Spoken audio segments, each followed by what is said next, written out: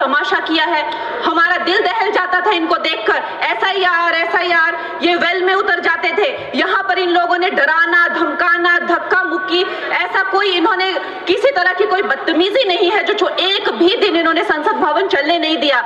हम जनता के प्रतिनिधि हैं, हम यहाँ पर उनकी आवाज लेकर आते हैं, हम कुछ सीखने आते हैं, हम नए सांसद हैं। इन्होंने संसद अगर पिछले 2-3 दिन को छोड़ा जाए तो साल भर शायद ही थोड़ा चलने दिया है। एसआईआर कर करके इन्होंने यहाँ पे तमाशे किए, लेकिन अब जब इनको बोलने की बारी आई एसआईआर पे, तो अध्यक्ष महोदय जी, हम देख रहे हैं कि कल leader of opposition Rahul Gandhi ji ने, मुझे लगा क्या खुलासा होगा, हम भी बड़े उत्सुक थे। सारी साल हमने एक ही शब्द सुना है, अब ये क्या ग्रैंड रेवलेशन होगी। लेकिन राहुल गांधी जी जो लीडर ऑफ ऑपोजिशन है, उन्होंने कल जब कहा खादी है, खादी में धागे हैं, धागे में लोग हैं, लोगों के अंदर, उनको जब कहा गया कि आप पॉइंट की बात कीजिए, तो उन्होंने कहा कि मैं अपना फ्रेम कर रहा हूं, मैं अपना आर्ग्यूमेंट फ्रेम कर रहा हूं। और इतनी देर बाद जब वो फ्रेम करके पहुंचे तो ले देकर वो वापस उसी अंतर्राष्ट्रीय मूल की महिला, अध्यक्ष जी, मैं एक महिला होने के नाते आपसे रिक्वेस्ट करना चाहती हूं कि every woman is entitled to her dignity. वो अंतर्राष्ट्रीय मूल की है, विदेशी महिला है, लेकिन उन्होंने कितनी बार आकर उन्होंने सोशल मीडिया पे कहा है कि मैं कभी भारत नहीं गई हूं, मेरा हरियाणा चुनाव से कुछ लेना देना नहीं है। लेकिन फिर भी ये लोगों ने बिना किसी ठोस सबूत के उनका यहाँ पे फोटो बना के उन्होंने उनको उछाला, यहाँ पे उनकी तस्वीर उछाली यहाँ पर और यहाँ पर ब्लैक कार्ड यूज करना भी अलाउ नहीं है। इन्होंने फिर भी नियमों का उल्लंघन किया।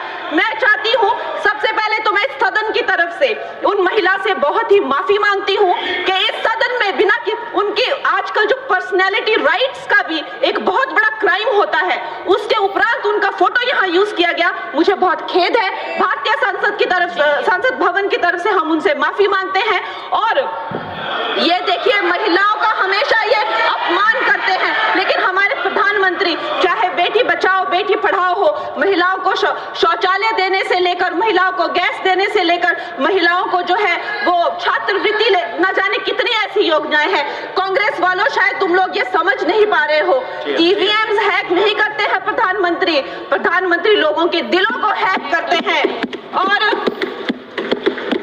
और ये लोग दुहाई देते हैं कि वो जो पुराने जमाने के दकियानूसी, वो जो चिट कागज पे लिखकर जो मतदान होता था, वो सबसे अच्छा था। ये लोग भूल गए वो दिन, आप लोग भूल गए वो दिन। इंदिरा गांधी वर्सेस राज नारायण का केस, उसको जो है इतिहास में The case that shook the nation के नाम से जाना जाता है। उस पर मैंने एक फिल्म भी बनाई हुई है। वोट चोरी और वोटों की धांधली के लिए एक प्रधानमंत्री पे एक साधारण से नेता ने केस किया था और उस धांधली में वो पकड़ी गई थी। हर उनका जो आरोप है उसमें सच सिद्ध किया गया था और रातों रात उनको कुर्सी छोड़ने के लिए कहा गया था और रातों रात जो है उनको ये आदेश दिया गया था कि आगे इतने सालों तक हुई है। और ये जो है उस टाइम के बैलेट बॉक्सों को उठाकर ले जाते थे ये लोग, और आज कहते हैं कि इनको ईवीएम्स जो है वो हैक हो जाते हैं। अध्यक्ष महोदय जी, मैं इनको याद दिलाना चाहती हूँ, प्रियंका गांधी जी कहती हैं कि छोड़ो पुरानी बातें, हम पुरानी बातें नहीं करेंगे, हम पुराने लोगों के बारे में नहीं बोलेंगे। तो मैं ये जानना चाहती हूँ कि आपकी जो माता जी हैं वो तो आपकी अध्यक्ष है और इस वक्त की वो अध्यक्ष है, उनकी जो है आप देखिए, जब उनकी नागरिकता नहीं थी, जब उनके पास 1983 में नागरिकता आई, उसके कितने साल पहले से वो वोट देती आ रही हैं। तो ये जो इनका जो परिवार है, एंटाइटलमेंट से जो ग्रस्त ये इनका परिवार है, ये प्रियंका गांधी जी को भी याद रखना चाहिए। चाहे आपका भूतकाल हो, चाहे आपका वर्तमान हो, आप सब लोग, चाहे ईवीएम हो या चाहे कागज पे लिखा हो, जब आप लोगों के चरित्र में जो है किसी तरह की मर्यादा नहीं है, आप लोगों ने कभी भी इस देश का, यहाँ की कानून व्यवस्था का, संविधान का कभी आप लोगों ने सम्मान नहीं किया हुआ है। और अध्यक्ष महोदय जी, बिहार में जैसे ही एसआईआर आया, एसआईआर लागू हुआ, हमारी सरकार ने जो है कम से कम 60 लाख से ज्यादा अवैध, अब ये जो सारे अमाननीय वोट कार्ड है, है ये सिर्फ घुसपैठियों की नहीं है, कुछ ऐसे लोग हैं जो माइग्रेट हो गए हैं, कुछ ऐसे भी लोग हैं जो इस दुनिया में है ही नहीं, 60 लाख से ज्यादा। और अगर वो लोग जेन्युइन थे तो उन्होंने किसी ने तो रिक्वेस्ट करनी चाहिए थी कि भाई मेरा वोटर आईडी कैंसिल हुआ है। उसके उपरांत जो है 21 नए वोटर आईडी जो है उन्होंने दिए हैं। और इस तरह का एक माहौल बना बिहार में कि आज तक की सबसे ज्यादा वोटिंग जो है 67% वोटिंग हुई।